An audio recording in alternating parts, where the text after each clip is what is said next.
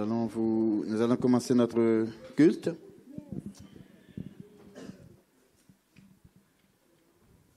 Nous vous prions de vous tenir debout, s'il vous plaît.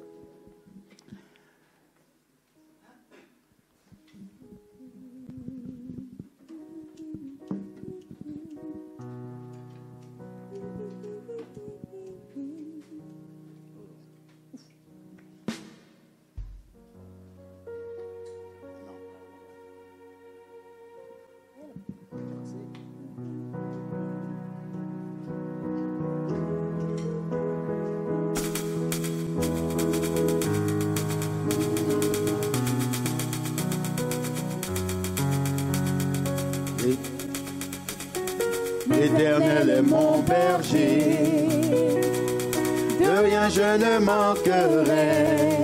Oh mon âme, chante mon âme. Pas à pas il me conduit, au bord des eaux calmes je le suis. Oh mon âme, chante mon âme. Oui, toujours le bonheur et la grâce m'accompagneront devant sa face. Dans sa présence, tellement de joie, tellement de joie. Et tant qu'il se trouve auprès de moi, aucun mal, mon âme, tu ne craindras. Et dans son temps, je reviendrai, je reviendrai. Et si je traverse encore la vallée de l'ombre de la mort, oh mon âme, chante mon âme.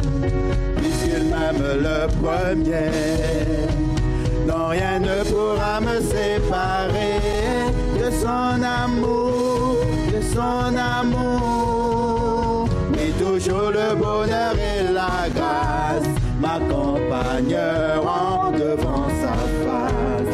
Dans sa présence, tellement de joie, tellement de joie. Et tant qu'il se trouve auprès de moi, aucun mal, mon âme, tu ne craindras. Et dans son temps, je reviendrai, je reviendrai.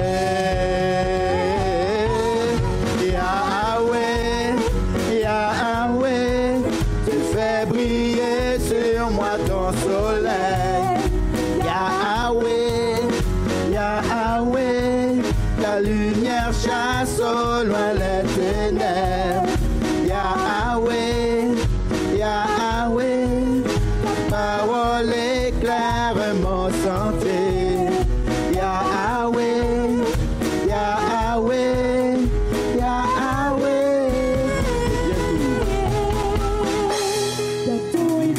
Me chercher et dans sa maison j'habiterai. Oh mon âme, chante mon âme, sans cesse jusqu'à son retour. Mon âme chante son amour tous les jours, tous les jours. Et toujours le bonheur et la grâce m'accompagneront devant sa face. Dans sa présence, tellement de joie, tellement de joie. Et tant qu'il se trouve auprès de moi, aucun mal, mon âme, tu ne craindras. Et dans son temps, je reviendrai, je reviendrai.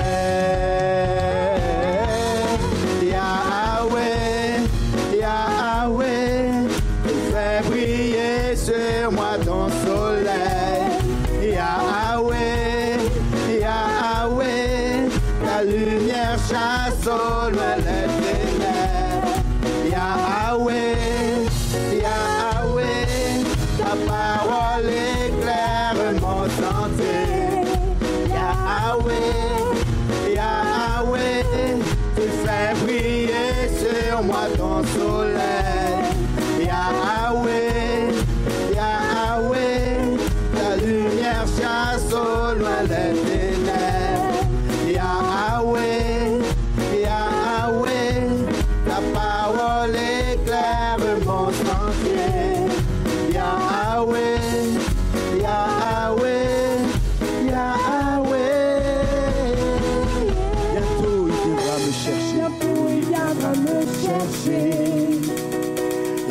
sa maison j'habiterai. Oh mon âme, chante mon âme, sans cesse jusqu'à son retour. Mon âme chante son amour tous les jours, bientôt. Tantôt il viendra me chercher, et dans sa maison j'habiterai. Oh mon âme, chante mon âme, jusqu'à son retour. Mon âme chante son amour tous les jours, et toujours le bonheur et la grâce m'accompagneront devant sa face. Dans sa présence, tellement de joie,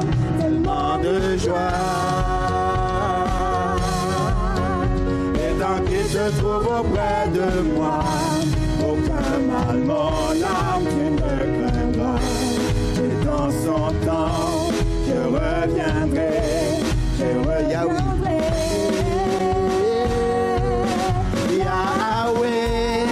Yahweh, tu fais briller sur moi ton soleil. Yahweh, ta lumière chasse au loin les ténèbres. Yahweh, ta parole éclaire mon sentier. Yahweh.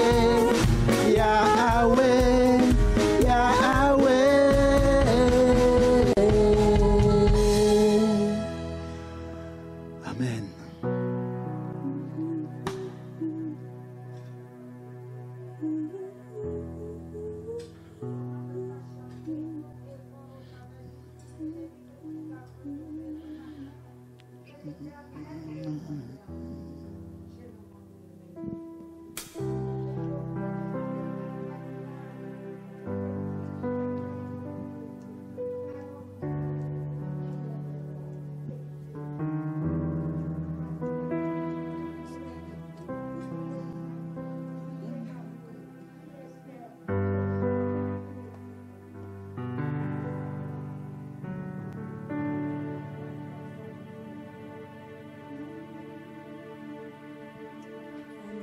Christ seul me suffit.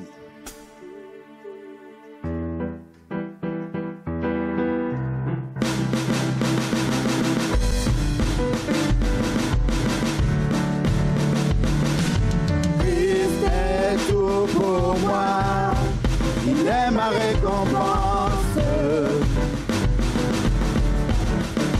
car il n'y a rien dans ce monde qui puisse me satisfaire, même dans l'épreuve, mon âme chante, oui pour toujours, il m'a sauvé. Christ seul me suffit, Christ seul me suffit. Tout ce dont j'ai besoin est en toi. Tout ce dont j'ai besoin, Christ est tout pour moi. Christ est tout pour moi. Il est ma récompense. Car il n'y a rien dans ce monde qui puisse me satisfaire. Même dans l'épreuve, mon âme chante, oui pour toujours, il m'a sauvé. Christ seul me suffit, Christ seul me suffit.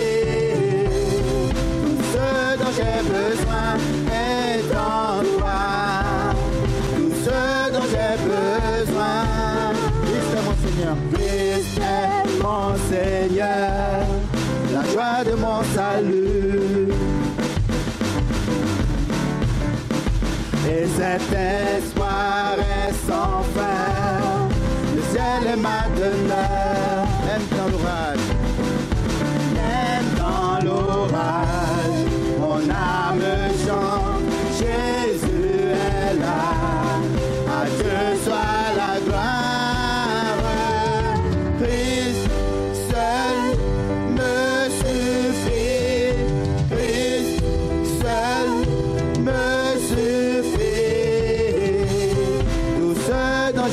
besoin est en toi. Tout ce dont j'ai besoin, Christ seul me suffit. Christ seul me suffit. Tout ce dont j'ai besoin est en toi. Tout ce dont j'ai besoin, moi j'ai décidé de suivre Jésus, oui pour toujours, oui pour toujours. La voie devant moi, le monde derrière moi, oui pour toujours, oui pour toujours. Moi j'ai décidé de suivre Jésus, oui pour toujours, oui pour toujours. La voie devant moi, le monde derrière moi, oui pour toujours, oui pour toujours. Christ seul me suffit, Christ seul me suffit. Tout ce dont j'ai besoin est en toi. Tout ce dont j'ai besoin, Christ seul me suffit, Christ seul me suffit. Tout ce dont j'ai besoin est en toi. Tout ce dont j'ai besoin. Amen, alléluia, Seigneur. C'est toi dont nous avons besoin, Seigneur. Alléluia, Seigneur. Tout ce dont nous avons besoin, Seigneur, se trouve en toi. Toi, Jésus-Christ, notre Seigneur, notre Sauveur. Sur tous les toits, nous sommes au pied de notre Seigneur Jésus, qui est toujours à nos côtés, qui marche avec nous, qui nous accompagne dans toutes nos tribulations.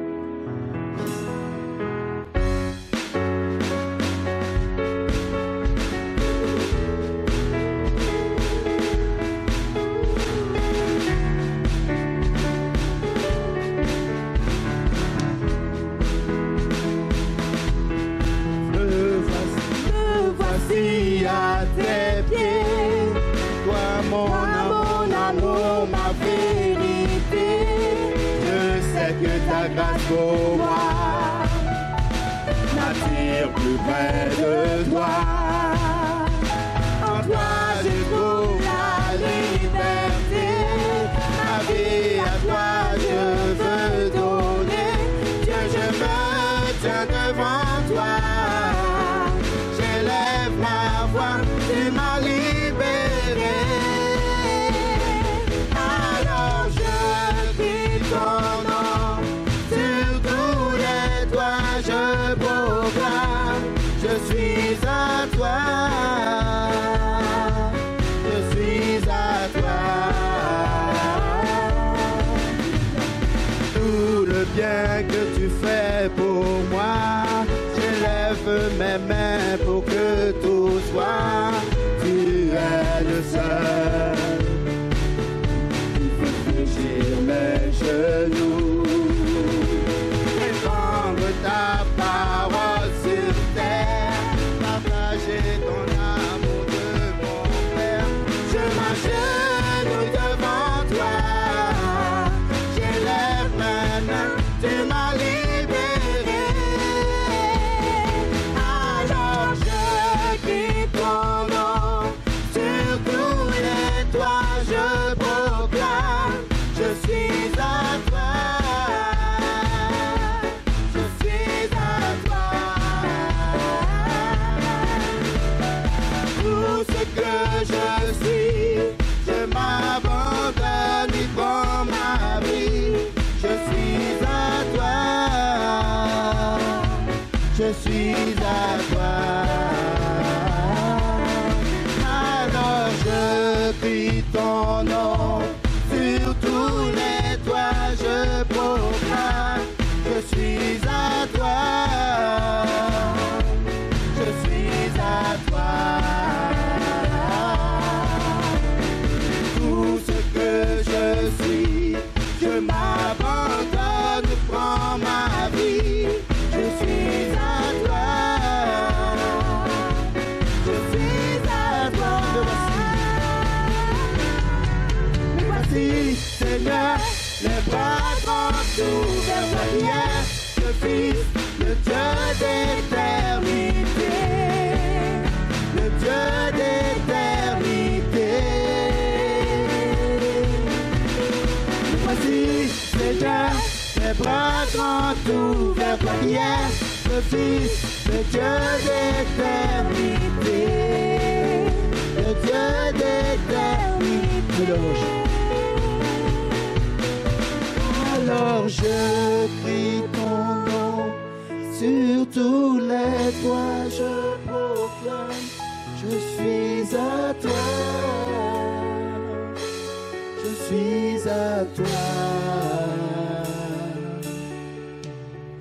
Pour ce que je suis, je m'abandonne et prends ma vie, je suis à toi. Je suis à toi.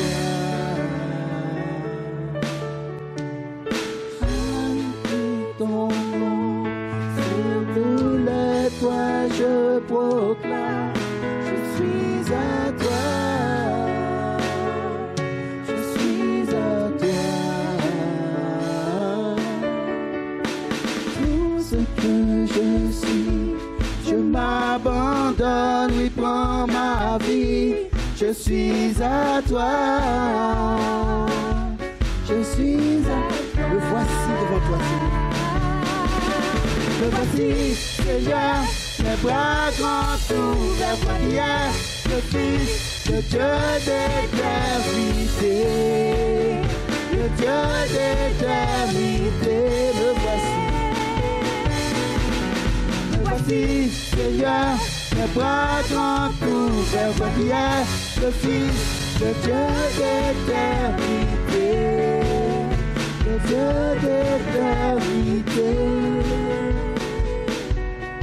Alors je crie ton nom sur tous les toits, je proclame, je suis à toi.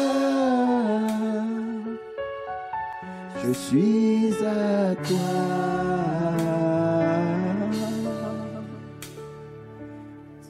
Ce que je suis, je m'abandonne, oui, prends ma vie, je suis à toi, je suis à toi. Oui, Seigneur. Alléluia, Seigneur, nous sommes à toi. C'est pourquoi nous voulons te servir, Seigneur. C'est pourquoi nous voulons chanter ton nom chaque jour de notre vie. Nous voulons ce matin te donner une louange agréable. Merci de recevoir, Seigneur, ce que nous te dédions ce matin. Nous avons soif de la présence de notre Seigneur. Nous voulons le dire ce matin. Nous allons lui dire combien nous avons soif de sa présence. Oui, Seigneur, nous avons soif de ta présence. Viens, Saint-Esprit, viens nous remplir. Nous avons soif de ta présence, ô Saint-Esprit, viens, souffle sur nos vies, embrase nos cœurs, ô Seigneur, aide-nous à discerner ta volonté. Viens, Esprit de Dieu, nous t'invitons.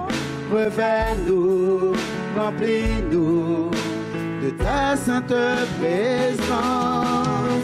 Au travers de nous, tu puisses agir avec puissance pour confirmer les paroles que nous allons annoncer. Nous avons soif de toi, Seigneur.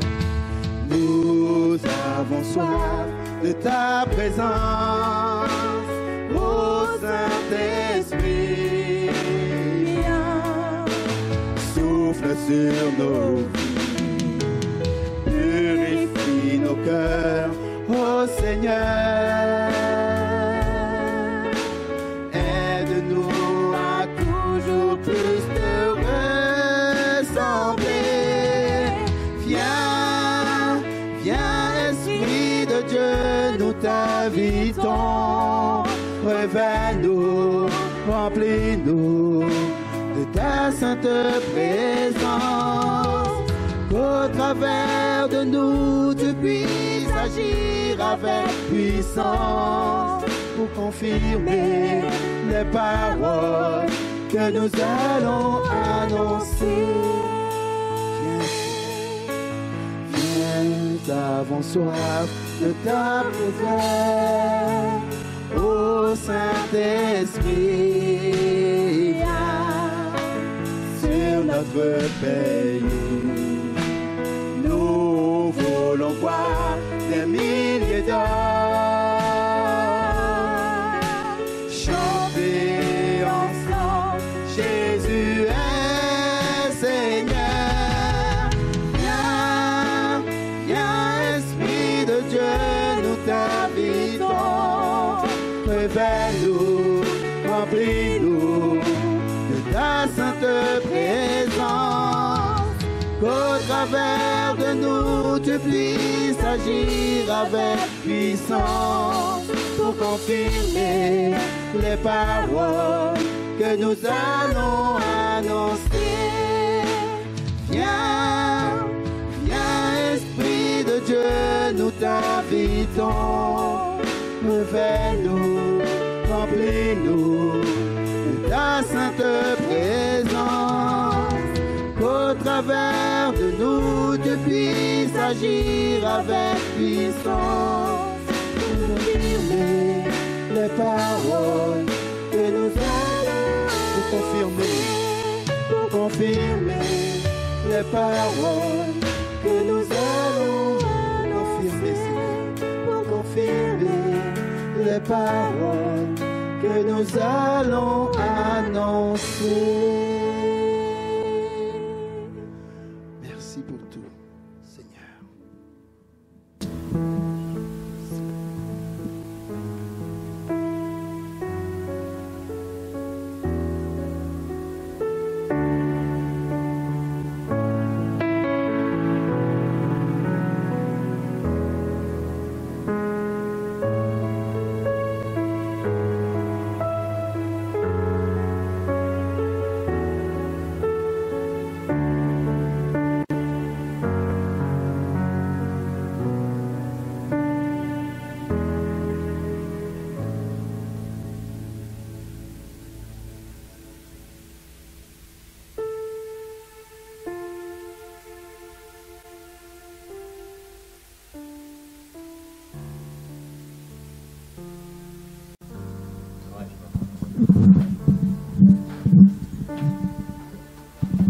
Écoutez, bonjour à tous.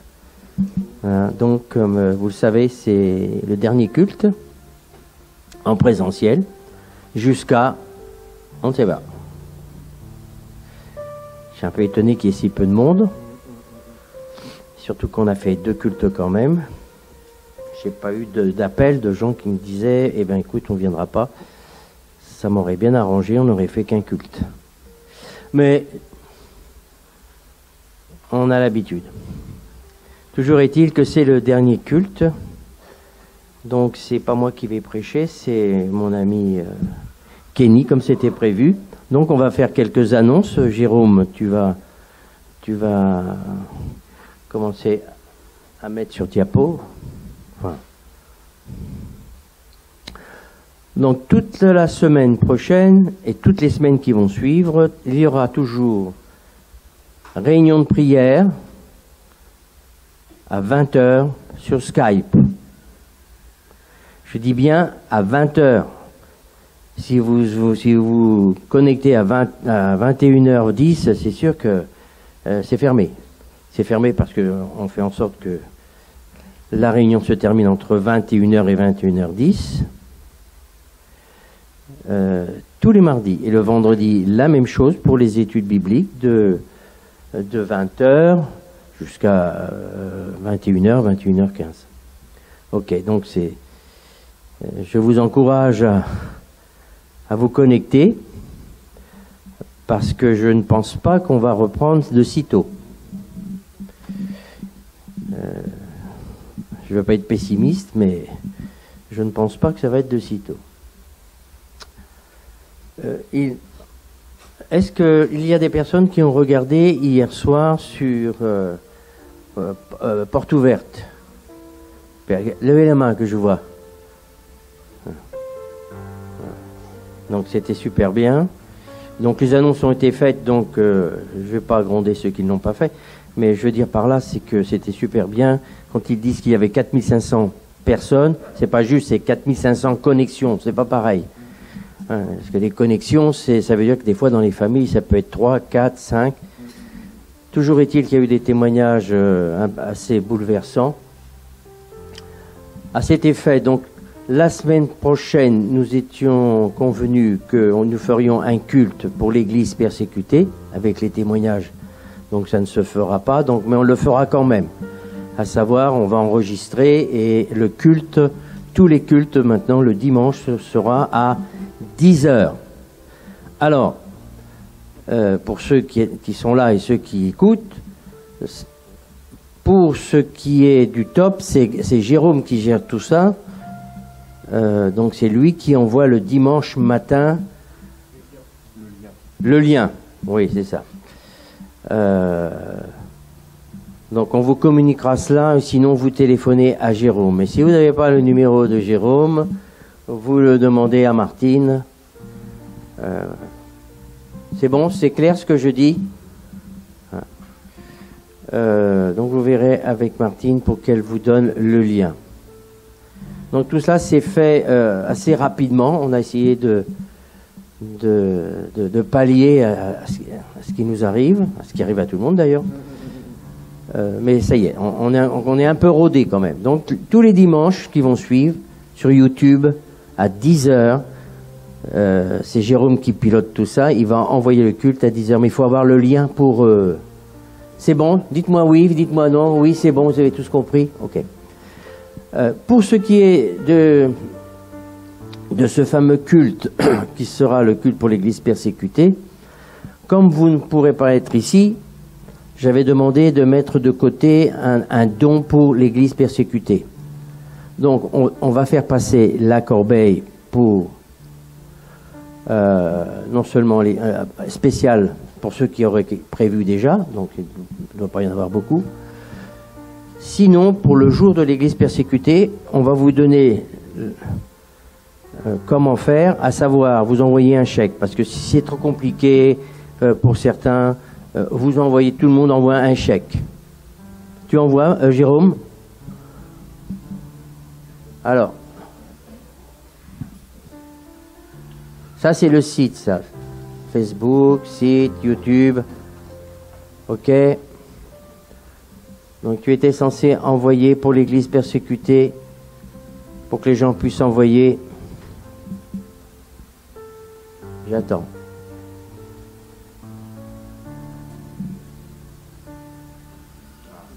Porte ouverte. Ça arrive. Désolé de l'attente. Mais ça va venir. C'est bon, porte ouverte. Ah, déjà, on sait que c'est porte ouverte. Oh là là, c'est un peu petit. Tiens, t'as des bons yeux, toi. Alors, c'est marqué porte ouverte France. C'est là qu'il faut envoyer le chèque, c'est ça? C'est à cette adresse-là? Donc voilà, vous faites le chèque, vous l'envoyez, donc c'est marqué porte ouverte France, BP 20 105 67 541, Oswald, CEDEX, et voilà. Au pire, vous allez, je pense que c'est... Vous allez sur le lien de porte ouverte, hein. Je pense que ça sera plus simple pour toi. Sinon, je peux le répéter une deuxième fois. Donc c'est porte ouverte France, BP 20 105. Vous me dites, hein, ceux qui écrivent, vous me donnez-moi le top départ dès que vous... C'est bon, vous avez? Nickel. Alors après, c'est 67 541 Ostwald, donc c'est O-S-T-W-A-L-D, CEDEX. Voilà. Si vous avez des doutes, vous pouvez toujours téléphoner à Martine. Et si vous n'arrivez pas à voir Martine, vous avez le téléphone de Sandrine. Enfin, c'est deux qui s'occupent de Porte Ouverte. C'est pas moi qui m'en occupe. Amen. Donc voilà, ça c'est les annonces pour les semaines à venir. On va faire passer la corbeille. Alors j'espère que si vous avez apporté pour Porte Ouverte avec une enveloppe, ne mélangez pas avec ça, ou alors vous marquez Porte Ouverte.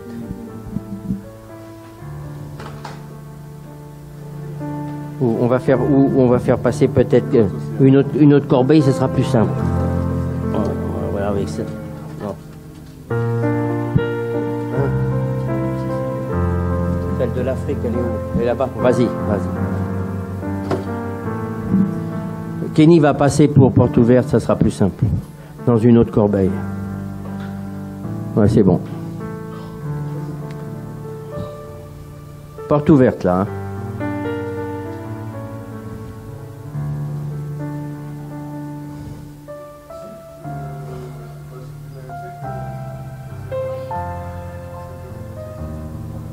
Oui, mais si c'est... à partir du moment où c'est dans... On met à part, comme ça, on va pas besoin d'enveloppe. Donc, et pour ceux qui veulent envoyer, là, c'est nous qui allons l'envoyer.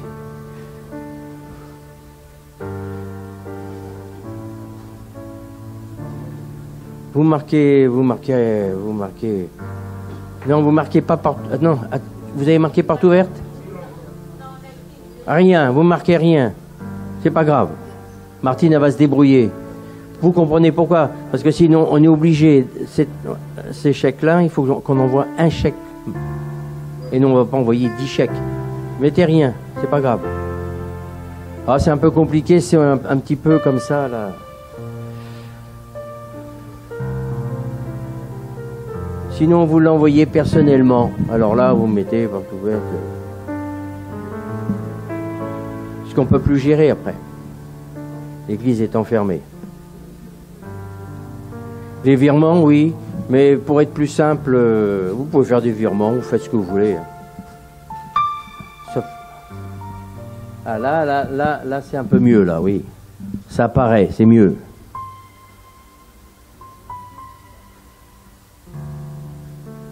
Désolé.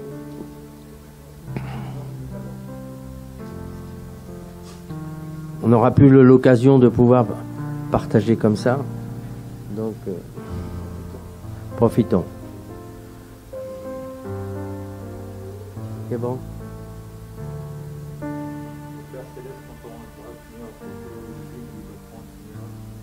Merci Seigneur pour ce moment qu'on partage avec toi, Seigneur. Merci Seigneur pour ton amour. Et merci Seigneur pour ta présence. Et merci Seigneur pour la protection, Seigneur, qui nous protège chaque jour. Et merci Seigneur pour ton bienfait, ton Saint-Père parmi nous. Et à toi l'honneur, à toi la gloire, Père, constamment pour toutes les personnes, Seigneur. Pour toutes les personnes qui souffrent pour Boulogne. Pour toutes les personnes qui souffrent pour Sol. Pour toutes les personnes, Seigneur, qui ne peuvent pas avoir la paix dans leur cœur, Seigneur. Intervient et compte ta main vers eux au nom puissant de Jésus Nazareth. Amen. Amen. Voilà, comme ça on va pas mélanger. Donc je crois qu'on a fait quelques annonces. Okay. Non, il n'y en a pas. Non, c'est octobre. Moi j'ai la liste de novembre. Oui, j'ai ce qu'il faut. Attends, t'inquiète, je vais les faire.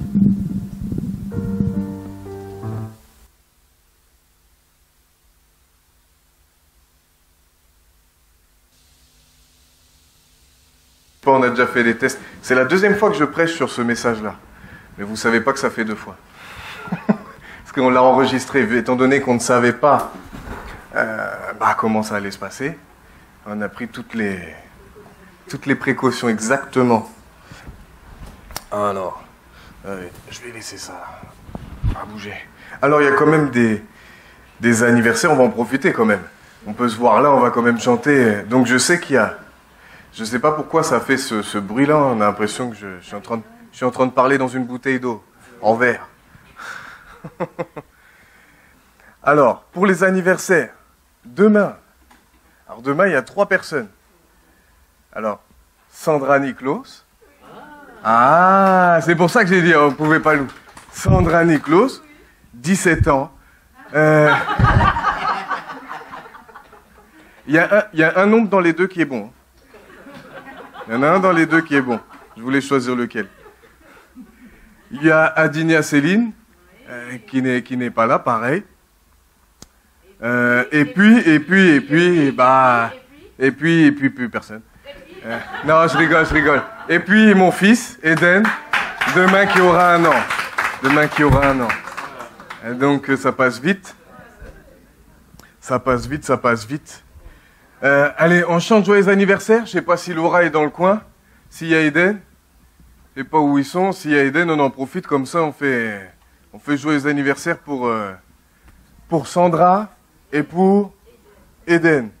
Et Céline qui nous entend, joyeux anniversaire Céline. Quand tu verras la vidéo sur YouTube. Allez.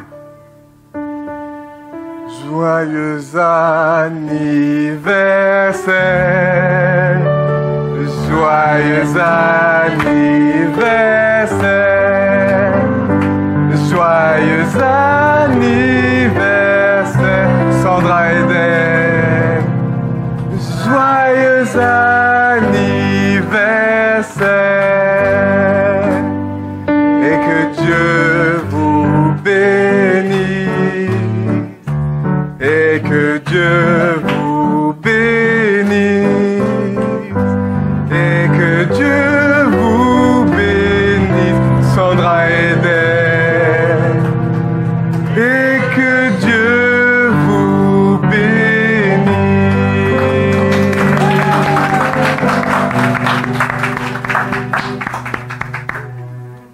Alléluia, alléluia. 47 ans, oui, 47 ans. Pour Céline, 42. Et pour Eden, 1. Ouais, ça fait. Faut bien commencer, hein. Alors, pour ceux qui penseraient, le 3, par contre, c'est Mignon. C'est l'anniversaire de Mignon, le moine. Le 6, bah voilà, c'est l'anniversaire de Martine, voilà. Le 3 ?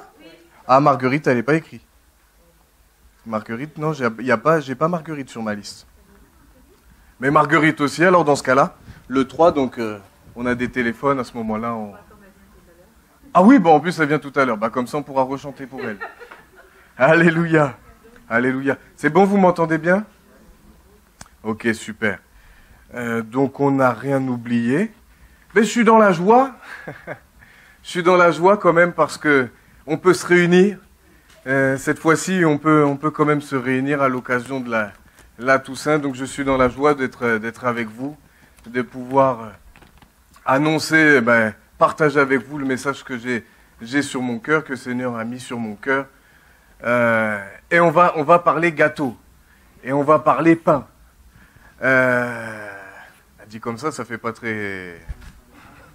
Là, vous dites, mais qu'est-ce qu'il est en train de nous dire ? Pasteur stagiaire, il est en train de dérailler. Confinement, ça lui fait pas du bien. Et vous allez comprendre pourquoi je vous parle de ça. Parce que je vais vous parler, le titre de mon message, c'est « Un peu de levain fait lever toute la pâte ». Et donc, pour tous ceux qui ont déjà fait des gâteaux, ou des pains, ou du pain, il y a un ingrédient qui va faire que ça va faire lever le tout. Donc la levure, le levain, et ça va faire monter le pain, ça va lui faire prendre forme. Il va pas être tout plat, mais au contraire, il va avoir une bonne forme. Le gâteau, c'est pareil. Il va donner envie. J'ai une image de gâteau dans ma tête. Gâteau au chocolat. Alléluia. Et donc, tout ça. Mais on va voir que dans la Bible, la Bible va nous expliquer ce qu'est le levain.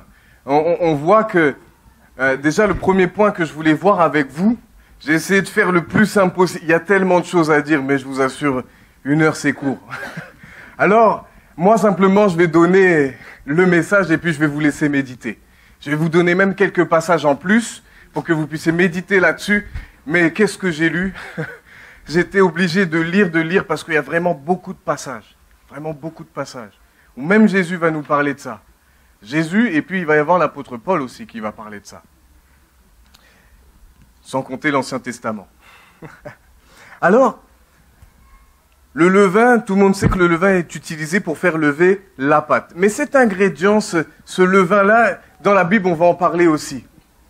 Donc, là où on va voir ça, on va véritablement voir ça, c'est d'abord dans l'Ancien Testament. Je vais faire de manière chronologique. On va faire l'Ancien Testament, on va voir ce que Jésus dit, et puis ensuite on va voir ce que l'apôtre Paul dit. Mais on va voir que dans tout ça, ça n'a pas changé. C'est toujours pareil, ça a toujours le même sens. Alors déjà, on va parler donc du coup, premier point, c'est dans l'Ancien Testament, on va parler de la fête des pains sans levain. Je pense que vous connaissez tous cette fête-là. Vous avez déjà lu dans la Bible, lorsqu'on lit Exode, Lévitique, Deutéronome, il nous en est parlé. Je ne vais pas vous prendre tous les passages parce que franchement, il y en a beaucoup, mais je vais simplement prendre déjà Exode 12, du verset 15 à 20. Merci Gégé.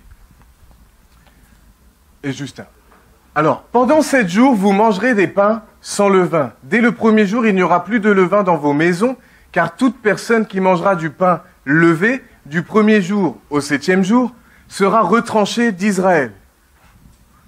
Ça commence bien.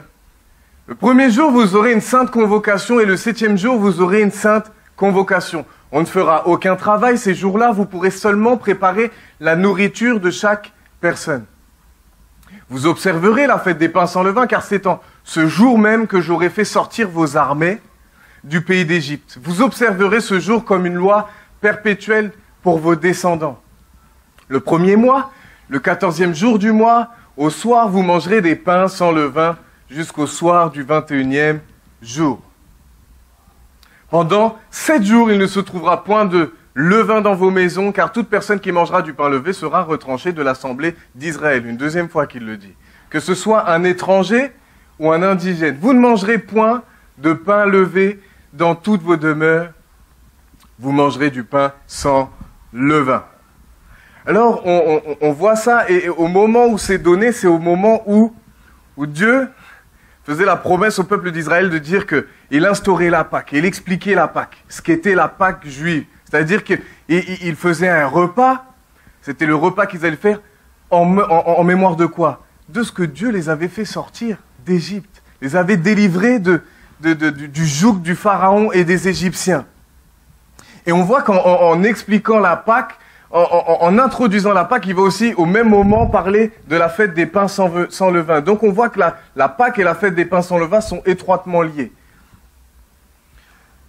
Et on voit on voit véritablement la description, comment faire, et je vois que cette fête représente la consécration du peuple de Dieu, fondée sur quoi? Sur sa libération de l'Égypte. C'est en mémoire d'eux.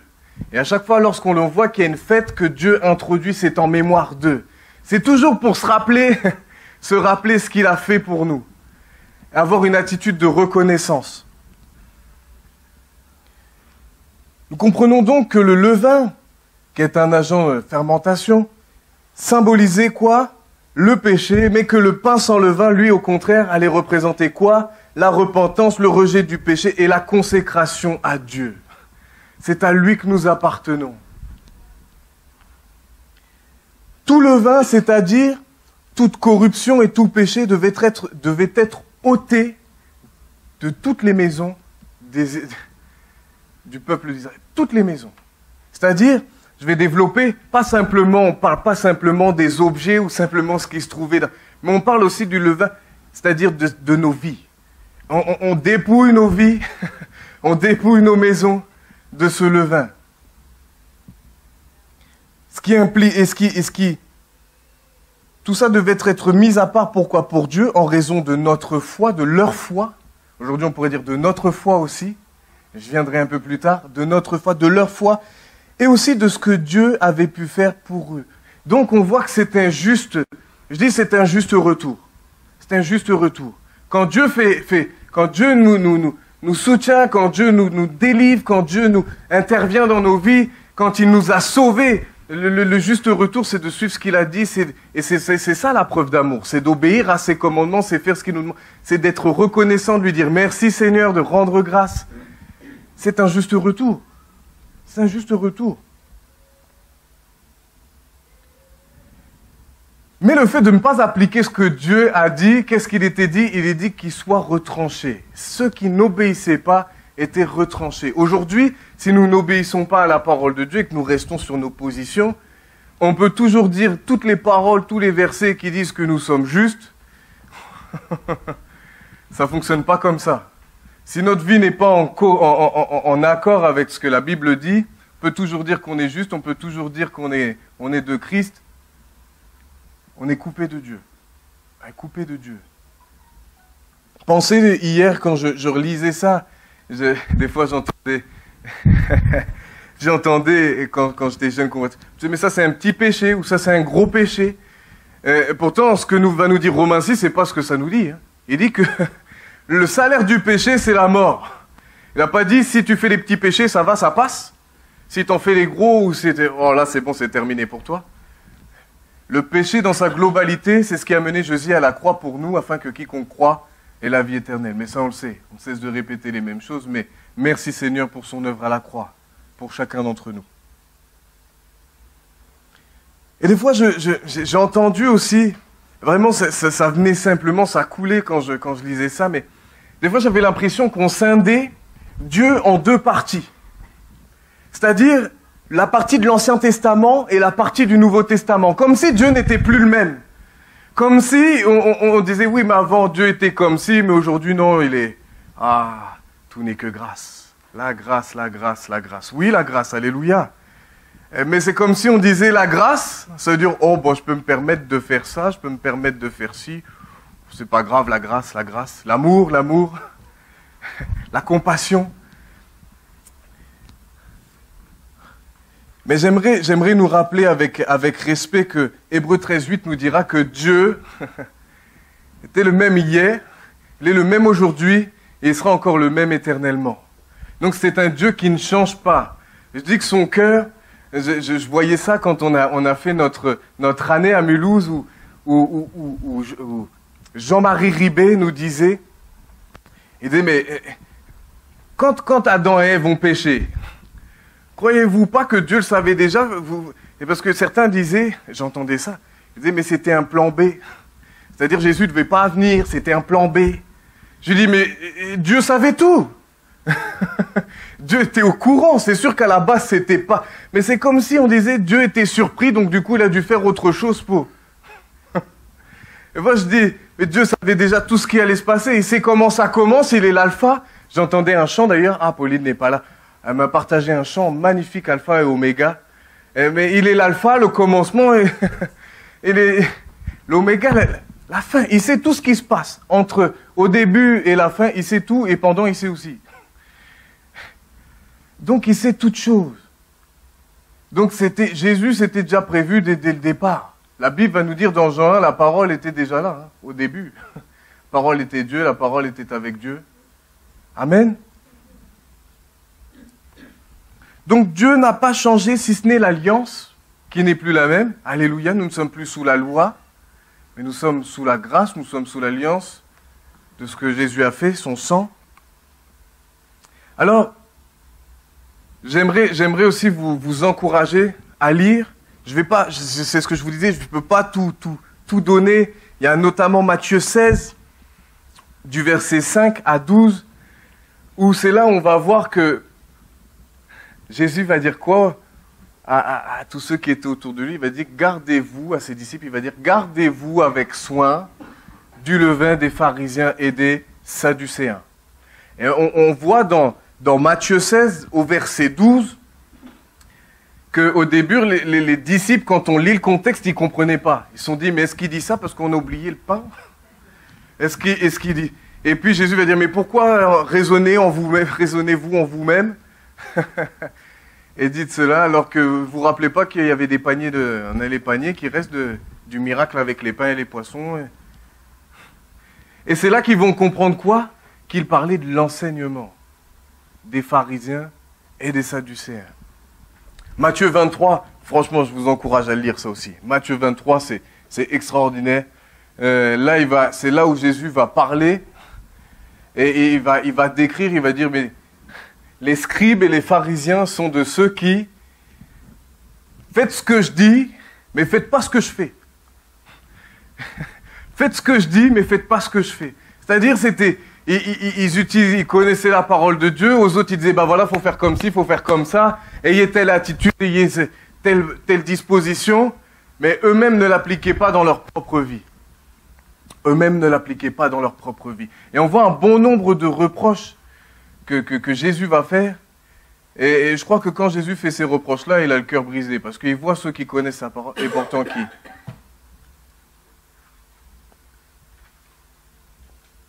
Plus toutes les choses, les traditions et tout ça qu'ils avaient rajouté en plus. Mais j'aimerais voir avec vous un mot surtout précis qui se trouve dans Luc 12 au verset 1. Si tu peux nous... Merci. Sur ces entrefaites, les gens s'étant rassemblés par milliers au point de se fouler les uns les autres, Jésus se mit à dire à ses disciples, « Avant tout, gardez-vous du levain des pharisiens, qui est l'hypocrisie. » Qui est l'hypocrisie. Et c'est un point que j'aimerais vraiment, où je vais m'attarder, où je vais développer avec vous, on va développer ça ensemble. Alors on voit déjà que l'hypocrisie, s'il y a bien quelque chose que Jésus a combattu, c'est bien l'hypocrisie. Quand il voyait les pharisiens, les scribes être avec une intransigeance sans nom, vis-à-vis des autres, et eux qui franchement n'avaient pas des bonnes motivations, eux qui, la Bible va dire, qui aiment la première place, eux qui aiment être au devant de la scène, eux qui aiment être vus, ce qui va leur être reproché, notamment lorsqu'ils jeûnaient, la Bible, Jésus va nous apprendre à jeûner, il va dire, mais non, faites pas comme... N'ayez pas une mine comme ça, toute défaite, au contraire, lavez-vous le visage, montrez rien, c'est entre vous et Dieu. Mais eux, ils voulaient absolument que tout ce qu'ils faisaient, fallait que les hommes le voient. Et la Bible va nous dire qu'ils avaient leur récompense. Ils ont leur récompense. C'est-à-dire qu'ils cherchaient plutôt le retour des hommes plutôt que l'approbation de Dieu dans leur vie. Donc on va voir que, et ce qui est merveilleux, c'est que Jésus va lui-même avertir ses disciples et leur donner un avertissement afin qu'ils ne tombent pas non plus. Et je dis qu'aujourd'hui, ça, c'est toujours pour nous. C'est toujours d'actualité. Nous sommes ses disciples. Amen. Alléluia. Donc c'est pour nous aussi. C'est pour nous aussi. Et nous devons veiller. Devons veiller. Des fois, c'est tellement avec subtilité, c'est tellement... Dit, nous avons besoin de nous examiner régulièrement. Pas attendre, par exemple, je pourrais dire ça, pas attendre la Sainte Seine. Lorsqu'on prend la Sainte Seine, se dire, ah bah oui, là c'est vrai que... mais ça fait 3 semaines qu'on est resté comme ça. Et puis, non, faut s'examiner tous les jours. Tous les jours, on a besoin de s'examiner. Voir nos motivations, voir tout ça. Et je parle pour vous, mais avant de vous parler à vous, je me suis prêché à moi-même. Alors, l'hypocrisie, est une attitude qui consiste à agir comme étant ce que l'on n'est pas. C'est-à-dire, pour donner un exemple, c'est agir publiquement comme un croyant fidèle en tout point. On va montrer une certaine image de nous. Ça m'a rappelé à l'époque une prophétie que le Seigneur avait donnée ici dans l'église. C'est qu'il disait qu'il y avait des personnes qui avaient des masques. C'est-à-dire, c'est qu'on veut faire paraître quelque chose que l'on n'est pas. On met des masques. On met des masques. On se fait passer pour des personnes spirituelles, des personnes vraiment fidèles, vraiment tout ça. On essaie de donner une image, mais à l'intérieur, c'est tout autre. Alors qu'en réalité, on dissimule un péché caché. Ça peut être l'immoralité, ça peut être tellement de choses. L'immoralité, l'avarice, la convoitise ou toute autre forme d'injustice. Ça peut être tellement large. Tellement large. Et quand je lisais ça, aussi, ce qui est venu, c'est... Et j'ai pensé à Yves. J'ai pensé à toi. Non, non, non, non, c'est pas un hypocrite. Hein. Pas dans ce sens-là. Non, non, non, non, non. Non, non, non, non, non, c'est pas dans ce sens-là. C'est pas dans ce sens-là. C'est pas dans ce sens-là. Mais c'est dans le sens où moi-même, c'est pour ça que j'ai pensé à Yves, où moi-même j'étais en train de préparer une prédication. J'étais en train de préparer une prédication. Et je préparais une prédication sur l'intégrité. Et l'intégrité, c'est quoi? C'est-à-dire que peu importe ce qui nous arrive, on ne bouge pas. Même si on doit souffrir en disant la vérité, on ne bouge pas. On ne va pas essayer à faire de compromis ou... Ah, c'est un petit mensonge, c'est pas grave, je dirais, pardon Seigneur.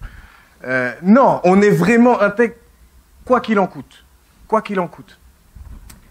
Et ce qui se passait, c'est que dans ma propre vie, moi j'allais parler de l'intégrité, mais il y avait un point de ma vie où je n'étais pas du tout intègre. Et je sentais dans mon cœur, Saint-Esprit me disait, et ça, qu'est-ce que j'avais pas envie de le faire. C'est là qu'on voit l'homme, hein, c'est là qu'on voit la chair quand elle est encore bien. Et j'avais pas envie de le faire. Et le Saint-Esprit me dit, appelle Yves et dis-lui. Oh. Oh.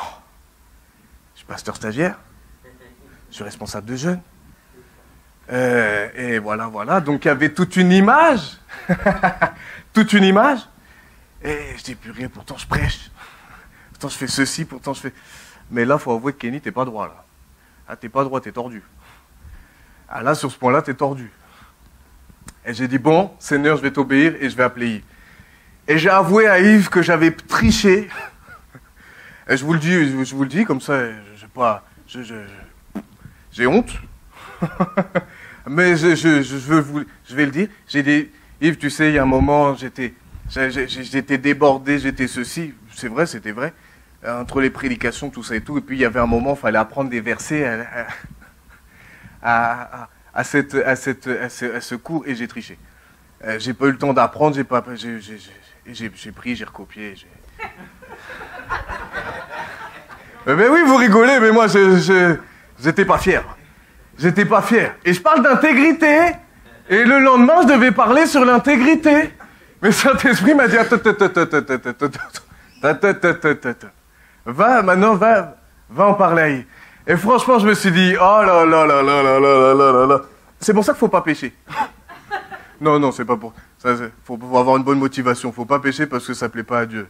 Si on se dit, faut pas pécher parce que, qu'est-ce qu'il va dire l'autre, qu'est-ce qu'il va dire. Ah, c'est subtil, mais c'est subtil, mais faut avoir la bonne motivation parce qu'on veut plaire plus à Jésus. On veut lui plaire plus. Donc j'étais obligé de lui dire. Mais après, j'étais en paix parce que je me suis dit, moi-même, j'ai pas été devant vous et quand je vous ai prêché sur l'intégrité, sur tout. Et quand je disais à certains, faut se repentir parce que ça, faut y passer à cette case-là. Faut se repentir. Si on est hypocrite, on peut se repentir. Alléluia. Et du coup, moi, j'étais content parce que juste avant, j'avais confessé, j'avais écouté ce que ça. Mais c'est là qu'on voit que, ouh loulou, qu'est-ce qu'il va dire le pasteur? Ouh loulou, qu'est-ce qu'il va dire un tel? Ouh loulou, t'as vu ma position, t'as vu mon image, t'as vu ceci. Et si je dis la vérité, qu'est-ce qu'on va dire de moi? Et c'est là qu'on voit véritablement à qui on veut plaire. Et c'est là qu'on voit véritablement de qui nous avons la crainte. Est-ce qu'on a la crainte? Et c'est là où moi je me suis remis en question, je me suis dit, je crois que j'ai eu plus la crainte de mon pasteur plutôt que de Dieu. Non, mais c'est vrai. Parce que comme si le moment où j'ai triché, comme si Dieu ne m'avait pas vu. Non mais soyons vrais. Et comme si Dieu ne m'avait pas vu. Comme si j'étais assez malin, j'ai caché, j'ai mis ma main comme ça, vous savez, comme en contrôle, quand on était jeune, il voulait tricher, et j'ai mis ma main. Dieu, voyez, on peut rien lui cacher. On peut rien lui cacher, je vous dis ça, parce que je savais que ça allait vous faire rire, mais moi je rigolais pas à ce moment-là. Je rigolais pas du tout, j'étais pas bien, parce que j'étais pas droit. Donc c'est là qu'on voit, il y a deux options. Soit on décide de résister et de quand même dire non, mon image est plus importante, ou soit être droit véritablement devant Dieu et dire ah oui là Seigneur c'est vrai j'ai pas été droit, ah là c'est vrai ma motivation n'a pas été bonne, mais je viens devant toi et je me repens et je veux véritablement te plaire. Et sur beaucoup de choses, des fois c'est même avec ma femme, si j'ai fait une erreur, je vais dire pardon.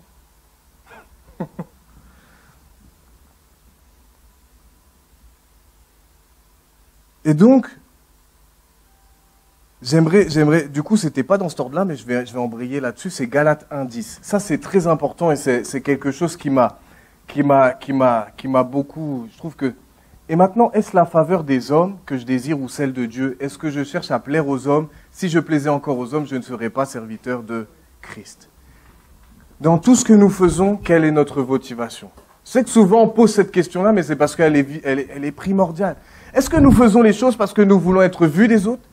Est-ce que, vous savez, oh purée, j'étais vraiment pas droit avant. Hein. Merci Seigneur, heureusement que maintenant il me corrige. Mais vous savez, une fois, vous savez ce que j'ai fait? Ah non, c'est l'instant confession. Dernier culte, je vide mon sac et après on repart sur de bonnes bases. Non, ça va, heureusement que j'ai pas attendu aujourd'hui parce que ça fait des années que ça arrivait. Et vous savez ce que j'ai fait pour montrer à quel point j'étais... Et c'est là que je dis, oh, dans mon cœur, j'avais pas une bonne motivation. Pendant 3 jours, j'ai jeûné, j'ai ni pris d'eau, ni pris d'aliment, rien du tout. Mais au fond de moi, c'était pourquoi? Parce que quand on me pose la question, je dis, non, je prends pas d'eau. Oh, ça fait 2 jours. Non, je ne disais pas comme ça, parce qu'il faut avoir un peu l'air humble quand même. Il faut avoir un peu l'air humble. Je dis ça en rigolant, mais en réalité, c'est ça. Et je disais, oh non, ça fait 2 jours. Ah bon, tu bois pas? Ah non, je bois pas. Mais au fond, qu'est-ce que j'étais... Oh, ça remuait au fond. Ah, j'étais content. Ah là, ma récompense... Mais je dis ces choses-là, même j'ai vu des personnes prier dans ce lieu, et je dis pas que... C'est bien parce qu'il y avait personne ici. Mais qui étaient venus dans ce lieu. Ils priaient d'une manière, mais pourquoi? Pour montrer, oh, combien je suis spirituel, oh, combien je connais les versets bibliques. Mais dans le sens de quoi? Pour avoir une place. Et oui, quelle est notre motivation? Quelle est notre motivation? J'aimerais rappeler aussi que l'hypocrisie sous-entend le fait de vivre dans le mensonge. Ah, ça plaît moins, ça. L'hypocrisie sous-entend de vivre dans le mensonge. Alors ça, j'ai pris Jean 8, 44. C'est pareil parce que disaient les pharisiens de l'époque? Déjà, ça s'est passé avec Jean-Baptiste. Jean-Baptiste, quand il baptisait, il dit « Repentez-vous, royaume des cieux est proche, royaume de Dieu est proche ». Il prêchait quoi? La venue de Jésus-Christ. Et il disait, il arrive, il aplanissait les sentiers, comme la prophétie le disait. Donc il accomplit. Et puis il y avait des pharisiens qui étaient là. Encore ces pharisiens. Il y avait ces pharisiens qui étaient là. Et à un moment, il va leur faire... Ne prétendez pas en vous-même, nous avons Abraham pour père. Aujourd'hui, nous pourrions dire quoi? On pourrait dire, j'ai Jésus-Christ, je suis juste, je suis vrai, je suis ceci. Je peux vous dire, si on peut toujours dire ces paroles-là, c'est pas ça qui justifie. C'est le fait de se repentir et le sang de Jésus qui va nous purifier. Et c'est ça qui nous rend justes. C'est le sang de Jésus. Alléluia, c'est le sang de Jésus. Alors, Jean 8, 34. Oui, je disais ça. Et donc, Jésus va avoir après une discussion pareille, encore avec des scribes et des pharisiens. Et ils vont dire, non, nous avons pour père Abraham. Et puis Jésus va dire, mais si vous aviez pour père Abraham, vous ne voudriez pas me faire mourir. Bah oui, vous ne voudriez pas me faire mourir. Et ils disent, mais nous ne sommes pas des enfants illégitimes. Et il dit, mais non, vous avez pour père... Mais lisez tout, c'est tout le contexte. Mais vous avez pour père le diable. Waouh! Parce qu'il dit qu'en fin de compte, il voulait le faire mourir. Il disait, même Abraham n'a pas... Vous avez pour père le diable et vous voulez accomplir les désirs de votre père. Il a été meurtrier dès le commencement et il ne se tient pas dans la vérité parce qu'il n'y a pas de vérité en lui. Lorsqu'il profère le mensonge, il part de son propre fond, car il est menteur et le père du mensonge. Waouh! Ça, c'est le diable. Et on voit dans tout, que ce soit avec Adam et Ève. Et puis, on voit la subtilité, c'est qu'il va utiliser la parole. Il va utiliser ce que Dieu dit, il va le déformer. Il va le déformer. En fin de compte, qu'est-ce que c'est? Faux docteurs, c'est ce qu'ils font. Ils vont utiliser la parole et ils vont la déformer. On voit ça avec dans l'Apocalypse. C'est l'église de Thyatire, je crois. C'est l'église de Thyatire avec cette femme qui avait l'esprit de Jézabel et qui va, en fin de compte, elle va certainement prophétiser des choses qui sont vraies, mais derrière, pour faire passer, oh bah oui, les viandes sacrifiées, vous pouvez en manger. Toute impudicité, c'est pas grave. Vous avez parlé aussi de la doctrine des Nicolaïtes, c'est pareil, ça va dans le même sens. Donc on voit que c'est la technique. On va prendre un point, soit on va aller trop loin, ou soit on va réduire carrément un autre point, comme s'il n'existait pas, on va l'enlever. On va soit retirer, soit rajouter à la parole de Dieu.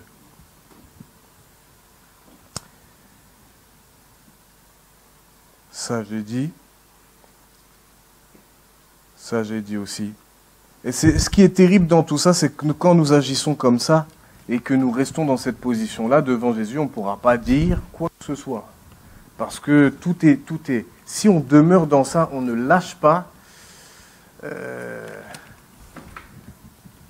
Crains que ça ne soit pas bien bon et fidèle serviteur. Ah, oui. La duplicité, toutes ces choses-là. Mais l'apôtre Paul va nous parler aussi, et ça va être le dernier point. Ça va, je sais pas. Ça va être le dernier point, mais je ne voulais pas faire trop long, mais je veux vous encourager à lire. Parce que là, ce qu'on voit, moi, je fais simplement, je vous donne quelques éléments, et comme ça, vous pouvez méditer à la maison. Et franchement, c'est vraiment riche d'enseignements. Riche. Donc l'apôtre Paul va, à 2 reprises, j'ai regardé, c'est dans Galates et dans Corinthiens, où il va dire, ne savez-vous pas qu'un peu de levain fait lever toute la pâte. Et le premier point dans Galates, c'est quoi? C'est lorsque, et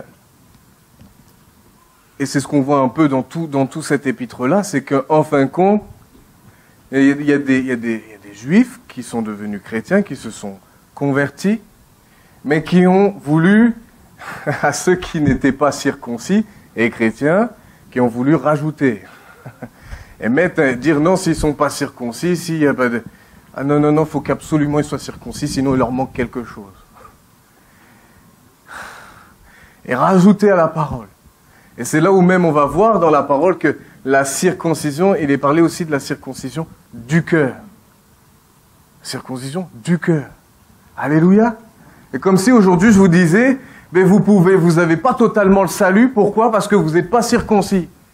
Alors non. Donc on va en fin de compte, et heureusement que l'apôtre Paul était là pour arrêter ce type de doctrine, parce que sinon ça pouvait polluer à une vitesse toute la communauté, et ça mettait un joug, ça mettait pour ceux qui n'étaient pas circoncis. Donc ça, c'est le premier point. Je vous laisse lire tout ça. C'est dans Galates 5, je crois. Galates 5. Mais nous, on va voir 1 Corinthiens 5, du verset 6 à 8, parce que j'ai beaucoup aimé de la manière dont l'apôtre Paul développe. Et j'aime bien parce que ça va toujours dans le même sens. Quand les apôtres, peu importe qui c'est, quand les apôtres parlent, quand Jésus a donné des enseignements, mais eux, ils vont continuer et même étayer des fois même plus. Ils vont développer.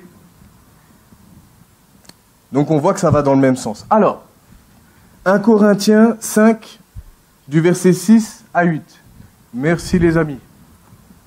C'est bien à tort que vous... Ça aussi c'est une sacrée... Quand vous regardez le contexte, mon Dieu. C'est bien à tort que vous vous glorifiez. Ne savez-vous pas qu'un peu de levain fait lever toute la pâte? Faites disparaître le vieux levain, afin que vous soyez une pâte nouvelle. Puisque vous êtes sans levain, car Christ, notre Pâque, a été immolé. Célébrons donc la fête, non avec du vieux levain, non avec un levain de malice et de méchanceté, mais avec les pains sans levain de la pureté et de la vérité. Pour ceux qui étaient là vendredi, on a vu 3 Jean 1.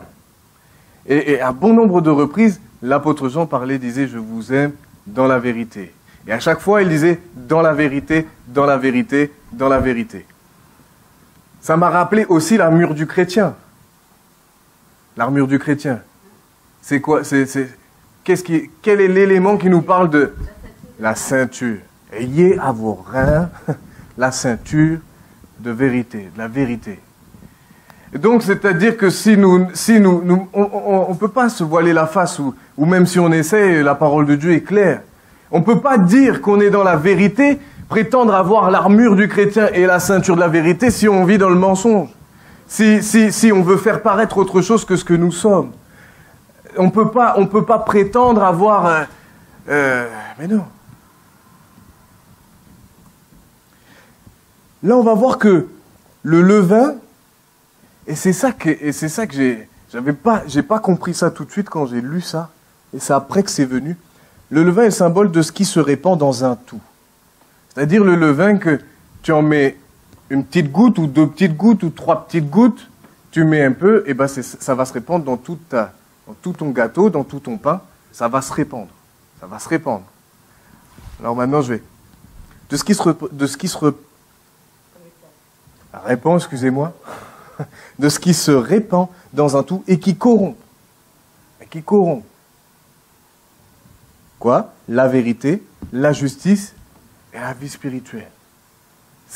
C'est-à-dire que, encore à quelqu'un, je disais ça, je dis, mais comment ça commence? C'est quand on a compris ça, je sais que Yves, il nous a... Combien de fois il m'a répété ça, mais il m'a fallu du temps avant que je comprenne vraiment bien tout ça. Mais quand j'ai compris ça, ça aide. Quand on comprend ça, sincèrement, ça aide. C'est où ça commence? Ça commence là. Commence là, ici. Nos pensées. Je fais bien le signe. C'est les pensées. Qu'est-ce que ça fait? Ça touche vos pensées. Si vous les laissez, qu'est-ce que ça va faire? Ça va descendre dans le cœur. Si ça descend dans le cœur, tôt ou tard, et je veux bien dire tôt ou tard, vous allez passer à l'action. Peu importe dans quoi. Je donnais l'exemple à quelqu'un cette semaine, je lui disais, regarde, je vais vous imager de la même manière. Vous êtes dans une situation où vous avez fait quelque chose au travail qui a une conséquence. Je vais prendre mon exemple. J'ai cassé une vitre. Décidément. Oui, t'as raison, David. T'as raison. Ah, cette semaine, j'ai fait preuve de talent. J'ai cassé une vitre. Donc, c'est une vitre, je ne vais pas vous dire le prix, sinon vous allez dire, oh là là, Kenny. J'ai cassé une vitre. Alors, punaise, quand j'ai cassé la vitre, oh, j'étais pas bien. Alors, mes collègues, ils rigolaient. Moi, je rigolais jaune. Et à ce moment-là, vous savez, il y a une certaine dualité quand même. Et à un moment, on se dit, mais si je le dis à mon chef, oh punaise, oh, je vais avoir une sanction. Je vais avoir quelque chose. Et là, c'est fou, dans les pensées, ça commence comme ça. Tu te dis, oh punaise, si je le dis, oh là là, ça va chauffer là. Oh, si je le dis, ça va mal aller. Mais si je le dis pas, je mens. Ça veut dire que quand on va me poser la question, je vais avoir 2 choix. Donc, soit je panique trop, dans ma tête ça fuse, je dis, non, c'est pas moi. Non, c'est pas moi. Ben, je sais pas, je l'ai trouvé, je l'ai sorti, elle était déjà cassée.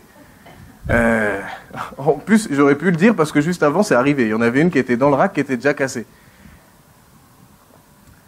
Ou soit je vais avouer et je vais dire, bon, j'avoue, c'est moi. Il y a quelqu'un un jour, un collègue pareil, je vais pas dire son nom parce qu'on sait jamais si un jour il regarde cette vidéo.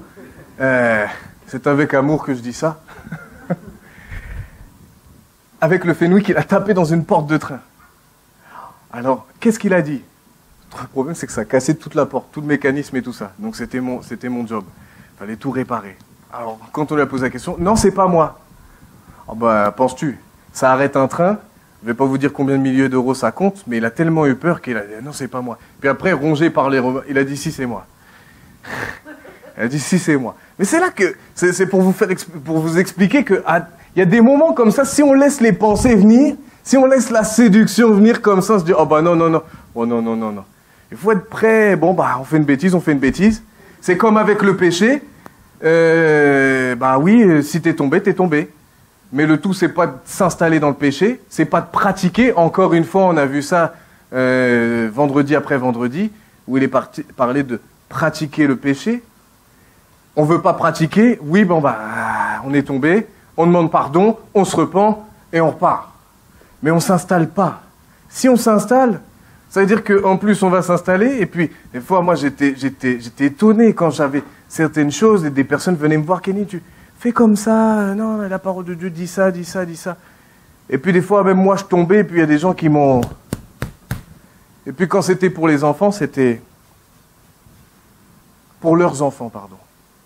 Donc, on ne doit pas avoir une... Il n'y a pas de niveau. Et les pharisiens, c'est ça le problème. Et des fois, je dis que Oh, il y a des gènes de pharisiens. Des fois, il nous arrive d'avoir des gènes de pharisiens qu'on doit vraiment rejeter dans le nom de Jésus.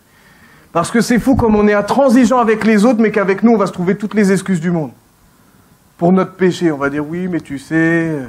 Oh. Et souvent, j'entends ça avec les jeunes. Mon Dieu, mon Dieu, mon Dieu. Mais ils sont jeunes. Oh. Mais ils sont jeunes. Et la Bible dit ça, mais ils sont jeunes. Non, la Bible dit quoi? Ça, je connais par cœur, c'est dans Timothée. Et dit, ne méprise pas ta jeunesse. C'est-à-dire, nous sommes jeunes, certes, on est jeunes, mais on doit être des modèles en quoi? En foi, en pureté. C'est pour tout le monde. Des fois, je dis, on trouve des excuses. Mon Dieu, mais on est à côté de la plaque. On encourage plutôt à faire des bêtises, à pécher, à vivre de... Mais ils sont jeunes. Et ça, je trouve ça, c'est terrible. Alors, ne laissons pas même ça, parce que ça commence toujours petit. Regardez là l'exemple. Si vous lisez le contexte des Corinthiens, c'est quoi? C'est qu'il y avait un homme, il y avait un homme qui avait, il avait un père, et ce fils-là, il a pris la femme de son père. Et ils disent, et l'apôtre Paul dit, mais vous devriez être dans l'affliction. Vous devrez être dans l'affliction à cause de ça. Mais il laissait faire. Le problème, c'est que si on laisse faire, et c'est ce qu'on voit, c'est que si l'apôtre Paul n'avait pas dans la communauté tranché, pris une décision, c'est-à-dire juger, non pas juger comme le monde, mais avec ce que dit la parole de Dieu, tranché, et ça aurait infecté tous les autres. Après, ça devient normal. Après, on va pécher, oh non, si lui, il le fait. Bon. C'est comme si après, on devient complètement, je dirais que notre conscience, elle est je sais plus c'est quoi le mot, mais, c'est pas grave. Et on limite le péché, on limite tout ça, même dans notre vie, on va tolérer des choses. Et puis, qu'est-ce que ça fait? Comme le levain, le péché, ça fait, et puis c'est tout notre corps qui est, ça touche tout notre corps, ça touche là, ça touche là, on passe à l'action, et puis en plus de ça, si on demeure là, oh, mon Dieu. Je dis, je préfère avoir quelqu'un qui me dit, là, j'ai fait ça, c'est terrible. Me dire, punaise, il est courageux, parce que des fois, quand il y a des personnes qui nous... Je dis, punaise, ils sont courageux. Plutôt que quelqu'un qui, tu sais, par A plus B, on va dire, non, c'est pas vrai. Comme un enfant, des fois, c'est comme... des fois, j'ai l'impression qu'on est comme des enfants, on agit un peu comme des enfants, où on sait, on voit, on a vu. Tu vas dire à l'enfant, mais t'as fait une bêtise, t'as pris la javel, ou t'as voulu ouvrir ça, ou t'as fait ce... Ah non, alors tu l'as pris sur le fait. Nous laissons pas envahir par ce levain qui va nous faire dévier. Ne devenons pas des religieux. Ne limitons pas le péché. Ne le flattons pas, ne le caressons pas. Non. On ne doit pas non plus tout le temps être dans le plus bacté. Non, on demande pardon, Seigneur nous purifie et on va de l'avant. Vous n'avez pas la force de lutter? Gloire à Dieu, moi non plus. Mais c'est pour ça que je dis au Seigneur, au secours. Pour ça, je dis dans mes tentations, dans mes luttes, dans toutes ces choses, je dis Seigneur, au secours. Et quand on doit, on demande pardon, on se repent. Mais si nous confessons nos péchés, il est fidèle et juste pour nous les pardonner. Alors changeons, ne soyons pas, je dis qu'avec le temps, c'est tellement dangereux, plus on accumule les années de conversion. Et plus le risque, c'est quoi? C'est d'être habitué. C'est une routine. Et c'est comme si on va au bout d'un moment, le péché, je sais pas et ça m'est arrivé, c'est pour ça que j'en parle. Ça m'est arrivé quand j'étais tout feu, tout flamme. Je dis pas que je le suis plus, mais au tout début, quand c'était comme ça, je me suis converti. Mon Dieu. Le péché. Et puis petit à petit, un mensonge. Mais c'est un petit mensonge. Et puis après, un plus gros mensonge. Et puis je prêchais les choses aux autres, alors que moi-même, je jouais à des jeux avec des divinités, et je faisais la morale aux autres. Pourquoi? Parce qu'au début, mais en fait, plus j'étais avec et plus ça devenait une routine. Que ça ne devienne pas une routine. Parce que ça devient le danger. Quand ça devient quelque chose de routinier, c'est-à-dire c'est comme si on venait à l'église, moi je prie comme ça, je dis Seigneur, pourvu que je ne vienne pas à l'église comme si j'allais au supermarché faire mes courses. C'est-à-dire que ce soit pas, c'est une habitude, c'est vrai, parce qu'on vient à l'église, Mais que ce soit pas dans le sens une habitude, puis je viens simplement comme ça, je fais mon petit sermon, je rentre à la maison, toute la semaine je fais ce que je veux, puis je reviens, je fais mon petit sermon, et puis ceci. On vient louer, on vient prier. Véritablement qu'on puisse ne pas limiter ce qu'est le péché dans nos vies. Déjà, premièrement, c'est dans nos vies, c'est pas dans la vie de l'autre. Parce que souvent, on est bon pour ça. Souvent, quand il y a une prédication, moi j'étais le premier à ça quand il y avait une prédication. Des fois même j'allais voir Yves, je disais, oh ça m'a fait penser à un tel, oh ça m'a fait penser à un tel. Sauf qu'un jour, le Seigneur m'a parlé, et je croyais que c'était une prophétie pour quelqu'un ici. Et vous savez ce que le Seigneur m'a dit? Il m'a dit, non Kenny, tu t'avances pas. Parce que là, c'est à toi que je parle. Oh. Je peux vous dire que ça fait bizarre. Pour ça que je peux vous parler de ça. Parce que ça m'a fait bizarre. Quand Saint-Esprit m'a dit, Kenny, tu t'avances pas, c'est pas pour l'autre, c'est pour toi. Et j'étais dans une situation où j'étais loin d'être, paraissait peut-être un chrétien fidèle, un chrétien mère. Mais Seigneur, lui, je ne pouvais pas lui cacher. Mais à chaque fois que je recevais quelque chose, je disais, oh, c'est pour les autres, c'est pour les autres, c'est pour les autres. Maintenant, j'ai compris que quand Dieu me parle, pas forcément pour les autres. Souvent, je lui dis, Seigneur, c'est pour qui? C'est pour moi? C'est pour qui? Eh oui. Mais merci Seigneur parce que, comme je disais, si on se repent, et on va finir comme ça, on va prier véritablement qu'on ne puisse pas devenir avoir je dis ça comme ça m'est venu avoir le gène des pharisiens, c'est-à-dire fais ce que je dis, mais fais pas ce que je fais. Fais pas ce que je fais. Donc ça veut dire que nous aussi on a nos luttes. Ah, tiens, ça me vient, je suis en train de dire ça. Ça me vient. Alors ça aussi, il y a des moments où moi-même j'avais des luttes, je luttais avec des choses. Mais je peux quand même, quand on venait me voir, on me dit, mais Kenny, comment tu... Bah, je peux expliquer. Bah non, faut pas rester, faut pas ceci. C'est pas être hypocrite. Parce que toi, tu sais que tu as des luttes, tu sais que tu luttes avec, tu t'installes pas dedans. Et quand quelqu'un te dit, bah, comment je peux faire? Eh bah, tu dis, bah voilà, moi-même, je fais comme ça. Encore cette semaine, j'ai dit à une personne, tu sais, je vais te raconter quelque chose, voilà, j'ai vécu ça, j'ai vécu ci. Et voilà comment j'ai utilisé la parole pour m'en sortir. Mais parce que moi-même, je l'applique. Donc c'est pas être hypocrite, parce que nous aussi, on a des combats. Si vous croyez, c'est ce que je dis. Je disais à quelqu'un, je dis, si vous croyez que c'est parce que je suis marié, que c'est bon dans mes pensées, j'ai plus rien.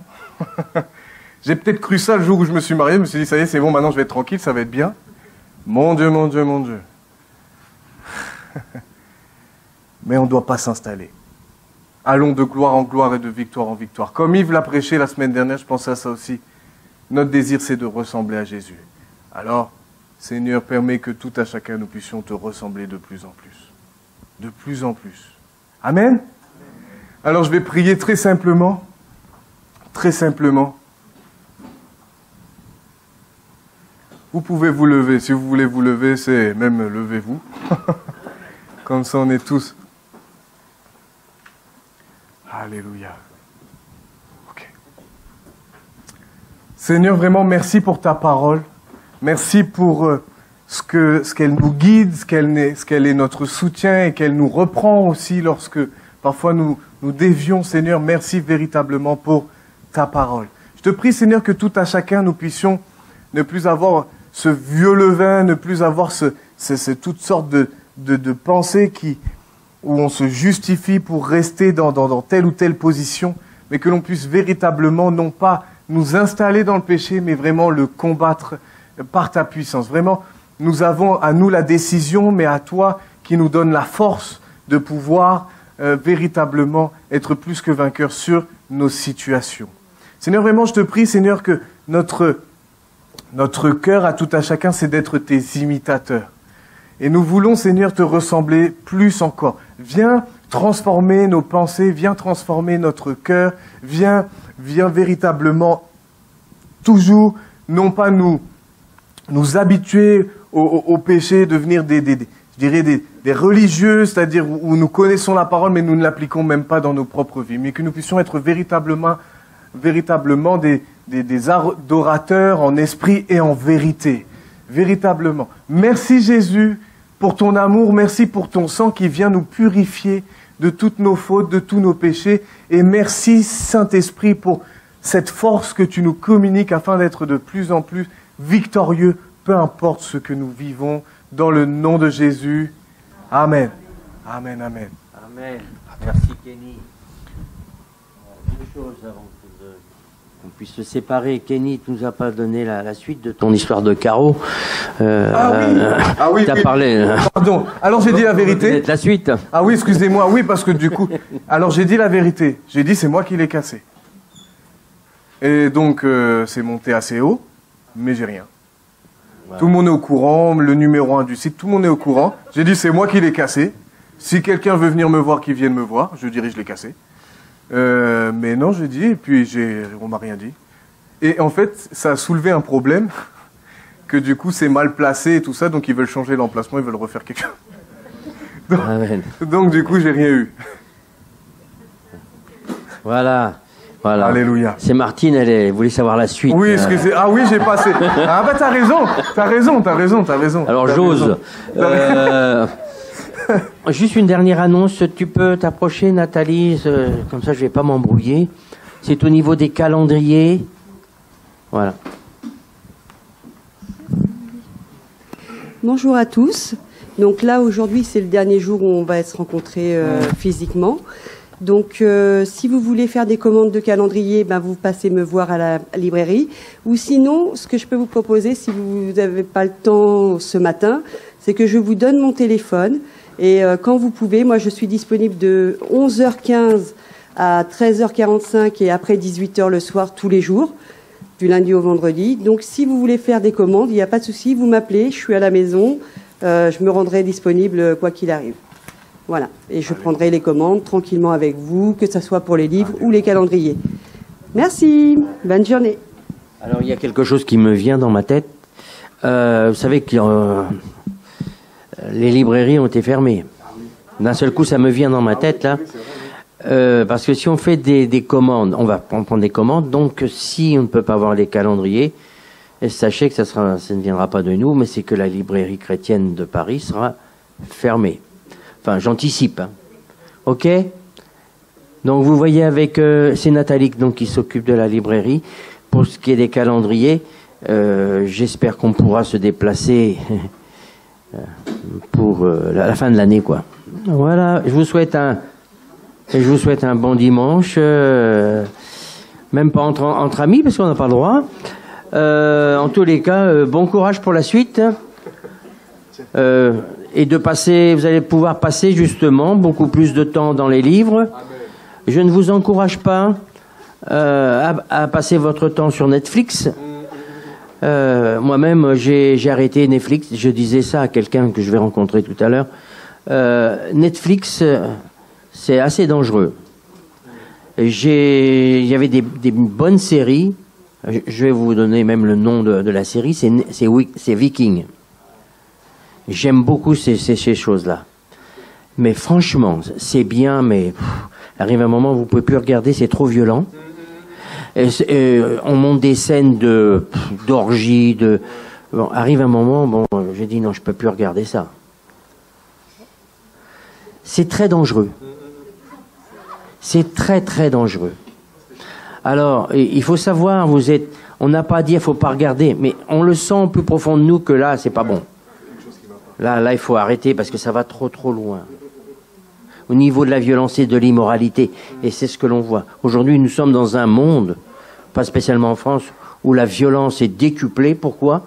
Parce qu'on se nourrit de jeux vidéo hyper violents, hyper immoral au niveau de la sexualité. Et il ne faut pas être étonné dans le monde dans lequel nous sommes. Donc, ce que je voudrais vous encourager, filtrez bien ce que vous allez regarder, ce que vous allez écouter. C'est le moment, moi j'ai décidé, hier, ma femme ne le sait pas, mais j'ai décidé, il faut que je prenne du temps à reprendre tous mes vieux livres. Là, je suis reparti sur l'islam, il est comme ça. Il faut avoir du courage, donc j'en ai. Donc il y a des thèmes qu'il nous faut développer pour comprendre dans quelle société nous sommes. Et ne pas être dans ce que j'appelle moi la société bisounours. Les gouvernements sont en train de se réveiller un petit peu, je dis bien un petit peu. Voilà. Donc il faut avoir des arguments quand même. il faut savoir que l'islam, c'est quand même quelque chose qui nous envahit de partout. Donc, il nous faut connaître pour parler à des musulmans. Voilà. Moi, je vous encourage. Si c'est trop compliqué, bon. Enfin, pour ma part, c'est ça. Mais le message que je vous laisse, faites attention à ce que vous regardez. Faites attention à ce que vous regardez. Vous savez que des fois, il y a des choses qu'on a regardées depuis très longtemps et qui reviennent dans votre tête. Il y a des gens qui ont regardé de la pornographie pendant des moments, ils ont tout abandonné. Mais moi, je ne suis pas planète bisounours, moi. Hein. J'ai 73 ans, je sais comment ça fonctionne. Eh bien, ces choses-là peuvent revenir. Les choses que vous avez vues il y a peut-être 10 ans, il y a 5 ans, les choses vont revenir. Et si vous ne faites pas gaffe, on se pollue. Il faut faire très, très, très attention. OK ? Et le verset que j'ai eu, en tous les cas, ça sera le dernier que je vais donner, où, par rapport à tous ceux qui ont des combats, donc les combats, c'est pour tout le monde, le pasteur y compris. Vous n'avez pas lutté jusqu'au sang. Vous n'avez, je ne sais plus où c'est, je l'ai noté, je crois que c'est dans Hébreu, vous n'avez pas lutté jusqu'au sang. Dans ce que Kenny a prêché, là, le levain, vous allez lutter toute votre vie contre ça. L'hypocrisie, toute votre vie. L'impudicité, toute votre vie. La haine, toute votre vie. Et certains disent, ah non, j'en ai marre, je laisse tomber. J'en ai marre de lutter. Eh bien, si vous avez cette petite voix qui vient dans votre tête qui dit, j'en ai marre de lutter, vous n'avez pas lutté jusqu'au sang. Ne baissez pas les bras. Le diable, il attend que ça, que vous baissiez les bras. Voilà, en tous les cas, j'espère qu'on va se revoir dans pas trop longtemps, le mieux courant décembre, parce que là, mois de novembre, c'est même pas la peine. Hein, courant décembre, ils disent le 15, on espère. On espère. En tout cas, je l'espère aussi. Et puis, vous avez tous mon numéro de téléphone. Il y a WhatsApp, oui. En tout cas, pour moi, c'est une grâce que je sois là ce matin. Pourquoi ? Je devais travailler ce matin et une collègue a inversé. Oui. Et je demandais si je commence à 13h30, donc ça me permet de... Ok. Bon, je vous embrasse tous, même si on n'a pas le droit. Et puis, bon courage. Passez du temps. Ça sera la prédication de Porte Ouverte la semaine prochaine. Dieu, il y a des temps où Dieu fait en sorte que ses enfants soient dans l'obligation d'arrêter un petit peu de courir de droite et de gauche et de revenir à l'essentiel, de passer plus de temps avec lui. Donc là, on n'a pas le choix. Hein. Alors dans ce choix, ne prenez pas les mauvaises lectures, les mauvais films. D'accord ? Moi, je suis pas là pour contrôler, donc mais c'est un conseil que je vous donne, parce que un tout petit peu de levain, il n'en a pas besoin de beaucoup. Hein. Voilà, je vous embrasse, bon dimanche. Donc, voyez, allez voir Nathalie. Voilà, et bon courage. Et bon courage. Lisez, revenez à la lecture. Revenez à la lecture. Pour moi, c'est pas un problème, j'aime lire, mais pour beaucoup de jeunes, c'est un problème. Ils n'aiment plus lire, c'est que le portable, c'est la seule chose. Ok ? Voilà, bon, on va se quitter. Donc, comme d'habitude, il est là, mon ami Serge. Bon dimanche à vous. Bon dimanche. Et n'oubliez pas de vous connecter. Oui. Mardi, vendredi. Voilà, sur Skype. Amen, amen. Soyez bénis.